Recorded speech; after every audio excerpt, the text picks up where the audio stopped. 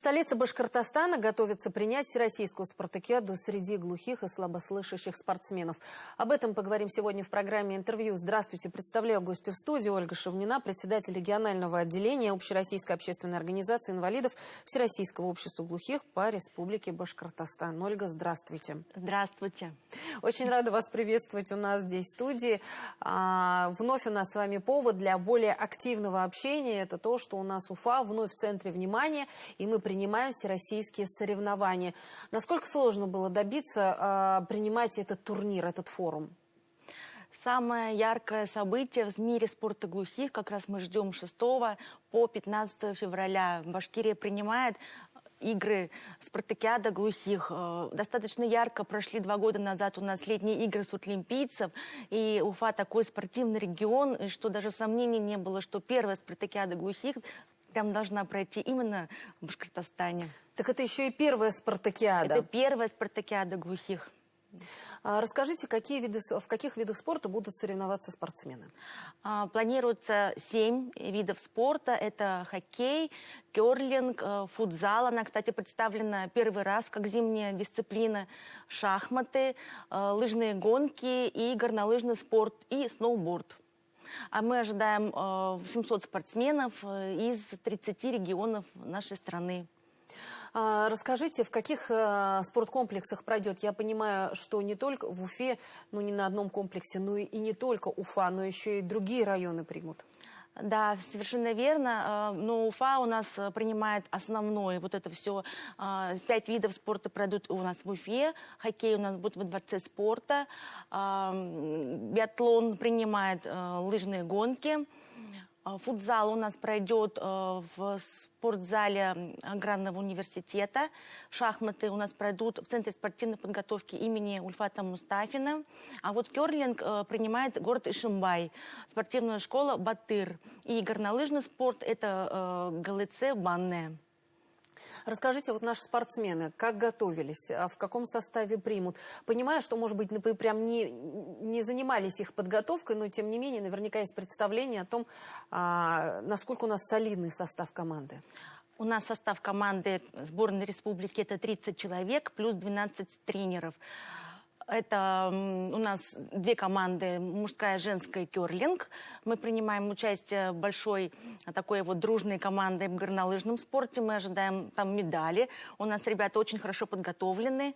Также шахматы. 4 видов дисциплин мы принимаем участие. Ольга, а чем запомнятся Сурдлимпийские игры? Запомнятся тем, что они у нас прошли, не просто соревнования были, но еще и были вот такие мероприятия, которые были организованы рядом. То есть это было целое развлечение. И была и фан-зона, были какие-то путеводители для людей, которые плохо слышат. Вот как быть? Будет что-то в этот раз организовано? Да, обязательно, потому что как раз очень многие запомнили летние игры, то, что была очень качественно организована фан-зона, было привлечено очень много переводчиков, волонтеров, было проведено очень много экскурсий, мероприятий ярких, и обязательно мы развернем фан-зону в гостином дворе.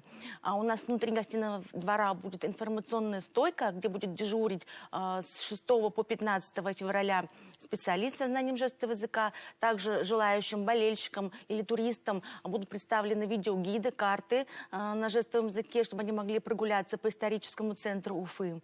Также благодаря Министерству спорта и Министерству культуры мы организуем показ бесплатный в кинотеатре «Родина» спортивного фильма с субтитрами «Легенда-17». И будет также организован спектакль для наших гостей в молодежном театре имени Мустая Карима. Такая история связана как раз с миром глухих. Спектакль называется «Я Анна, я кулак». Еще вот после Сурдлимпийских игр, которые прошли у нас буквально вот пару лет назад, мы уже об этом говорили, почувствовали какой-то резонанс, какие-то изменения? Я понимаю, что у нас в республике к инвалидам относятся с вниманием, с пониманием, уделяется именно внимание. Но вот именно после проведения спортивного форума появились какие-то, может быть, изменения еще? Что-то, может быть, всегда есть к чему стремиться, к лучшему? Конечно, потому что затрагивается мир глухих в целом. И культура, и спорт, и реабилитация. У нас появился еще один канал с сурдопереводом. У нас появилось много интересных совместных проектов грантовой поддержки с другими организациями. То есть в целом внимание к миру глухих, оно, конечно же, увеличилось. Что И нужно- больше ребят стало заниматься спортом, самое главное. Потому что у нас спортом занимаются дети еще в школе. То, что у нас школа очень хорошо внимание уделяет кружковой работе. Вот наша сборная, да, сейчас 30 человек. Там самому маленькому спортсмену, самому младшему всего 15 лет. А самому возрастному, который играет в шахматы, 70 лет. То есть спорт объединяет все возрасты. Вот как организован этот процесс именно вовлечения в спорт для людей, которые не слышат, именно для глухих, для слабослышащих? Как это организовано? У нас есть Федерация спорта глухих, которая занимается спортом высших достижений, и общество глухих, которое привлекает наших спортсменов в массовый спорт. И также школы, которые уделяют огромное внимание кружковой работе. То есть наши тренеры, самое главное, что они тоже являются инвалидами по слуху.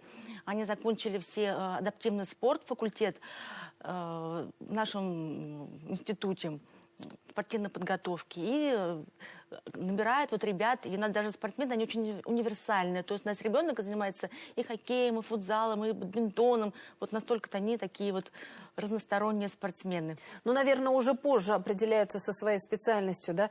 А ставятся какие-то, может быть, цели, чтобы выйти на международный уровень? Или все-таки вот в данном контексте это, может быть, не совсем важно? Важно, чтобы ребенок самореализовался и научился побеждать? Ну, спартакиада — это как раз вот и такой вот и счастливый шанс, билет попасть в мир вот спорта высших достижений. Потому что вот как раз вот эта спартакиада зимняя, она же первый раз проводится между субъектами Российской Федерации. То есть участие принимают и олимпийские чемпионы прошлых лет. То есть статус, который человек выиграет, да, эти соревнования, он их приравнивает к олимпийскому чемпиону. То есть это мастер спорта, это значит будут стипендии, то есть это спорт высших достижений. Очень важно вот как раз вот выиграть вот этот старт.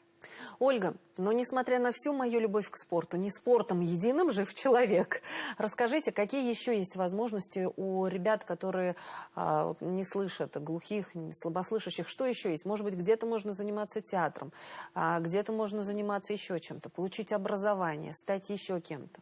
Ну, конечно, наше Всероссийское общество глухих при республике, оно уделяет внимание всем сферам жизнедеятельности. Это реабилитация через творчество, через спорт и образование. У нас и курсы переводчиков жестового языка. Обращайтесь в наше региональное отделение. У нас есть сайт, у нас активные соцсети. Мы предложим спектр возможностей. То есть вы имеете в виду, что каждый может прийти к вам независимо от возраста, может прийти и найти свое призвание, реализовать свои возможности? Конечно, несмотря на то, что мы работаем со взрослыми людьми, у нас общество с 18 лет, у нас очень много детей, которые занимаются жестовым пением, кружковой работой. У нас есть наш дом культуры глухих, которые гастролируют по всей России. У нас очень много возможностей найти себя. Еще вы говорили о том, что с ребятами занимаются именно тренеры, которые и сами не слышат, да, ну, то есть они сами понимают, с какими проблемами может ребенок столкнуться, и уже предопределяют решение этих вопросов. Вот наши спортсмены, да, вы помните все, Карина Хакимова, да, вот именно наша бадминтонистка, они потом сейчас занимаются именно с ребятами, сейчас передают свой опыт. Те спортсмены, вчерашние спортсмены, сегодня тренеры, они сегодня занимаются? У нас есть такие спортсмены, которые завершают спортивную карьеру и идут в тренерскую работу. У нас есть такие династии спортивные. У нас на открытие, которое состоится 8 февраля в 6 часов во Дворце борьбы. И, кстати, билеты мы будем раздавать в фан-зоне. Может быть, у нас жители республики, болельщики, друзья нашего мира глухих захотят прийти. Пусть они обязательно получат билет в фан-зоне, который у нас начинает работать с 6 по 15 февраля. И еще хочу пригласить всех 7 февраля с 6 до 7 на площадке перед гостиным двором у нас будет грандиозное открытие нашей фан-зоны. Что там будет? Хотя бы немного приоткройте завесу. Там будет номер театра «Мимики и жесты». Это единственный театр в Москве. Там выступят артисты нашего Дома культуры глухих. И еще сюрпризы. Ждем всех. То есть очень много мероприятий проводится. Вот тема, наверное, ценна спартакиада, что это не только соревнования быстрее, выше, сильнее, но это еще и общение в самых разных форматах. Совершенно верно. Очень многие болельщики, туристы как раз и приезжают, чтобы пообщаться, познакомиться друг с другом и, возможно, даже найти пару. Ольга, спасибо огромное, что пришли сегодня к нам в студию, поделились своими впечатлениями. Давайте еще раз расскажем о том нашим телезрителям, что Уфа принимает Всероссийскую спартакиаду глухих и слабослышащих. И давайте расскажем, что 6 я правильно говорю, 6 февраля открывается 6 фан-зона. по 15 у нас открывается фан-зона. Открытие состоится 8 февраля 16:00 во Дворце борьбы. Это официальное открытие спартакиады. Билеты можно получить как раз на фан-зоне. Да, а фан-зона торжественно открывает свою работу 7 февраля с 6 до 7 вечера. Спасибо огромное. Мы желаем вам успешного проведения мероприятий, чтобы все сложилось, все получилось, и победы достались сильнейшим. Это была программа «Интервью». Спасибо, что были с нами.